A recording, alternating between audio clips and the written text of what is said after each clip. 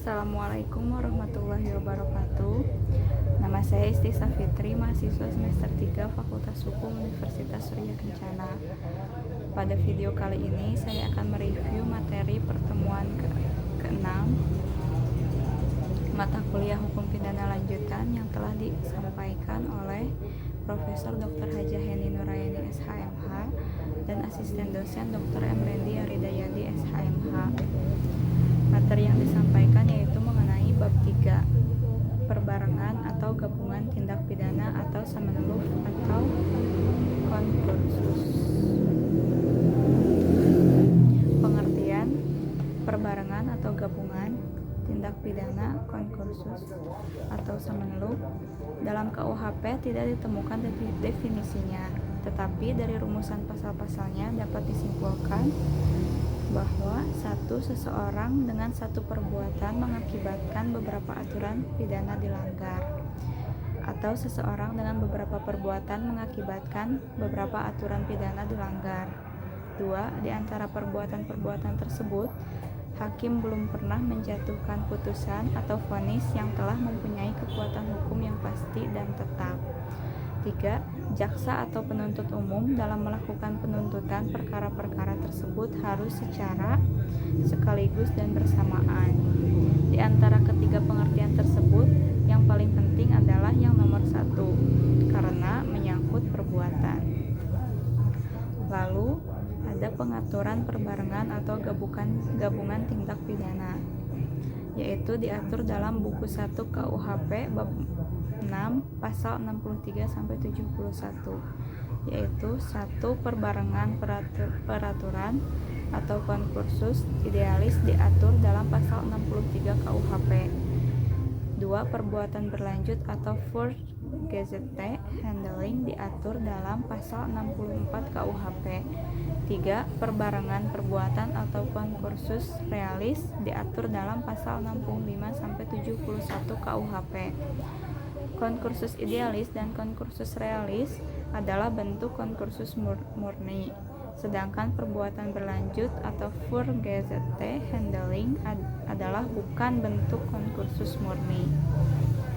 Selanjutnya ada sistem pemidanaan. Yang pertama, perbarengan peraturan atau konkursus idealis, pasal 63 KUHP. Menurut pasal 63 ayat 1 KUHP, digunakan sistem absorpsi, yaitu hanya dikenakan atau dijatuhkan pidana pokok terberat. Sistem pemidanaan seperti ini dinamakan absorpsi murni atau hisapan murni, yaitu pidana yang terberat menghisap pidana yang ringan.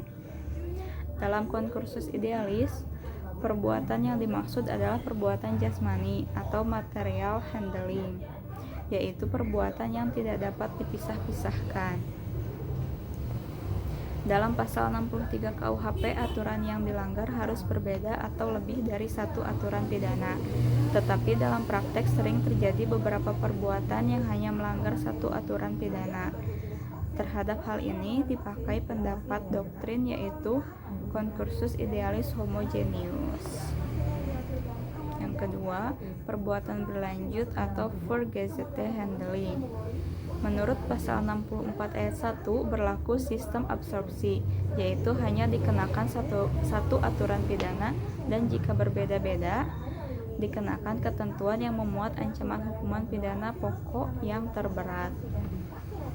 Pasal 64 ayat 2 merupakan aturan khusus dalam pemalsuan dan perusakan mata uang.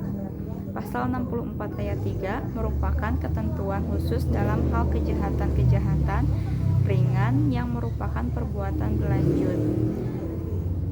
Menurut MVT, syarat perbuatan berlanjut adalah 1. Ada niat yang merupakan perbuatan yang terlarang. 2. Di antara perbuatan-perbuatan tersebut dilakukan tidak terlalu lama. 3. Tindak pidana yang dilakukan harus sejenis.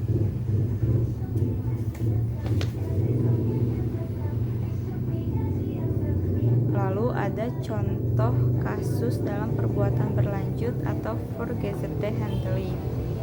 A. Seorang pembantu yang mencuri uang majikannya yang tersimpan di lemari berupa lembaran uang 10.000 yang berjumlah 1 juta atau 1 kepok.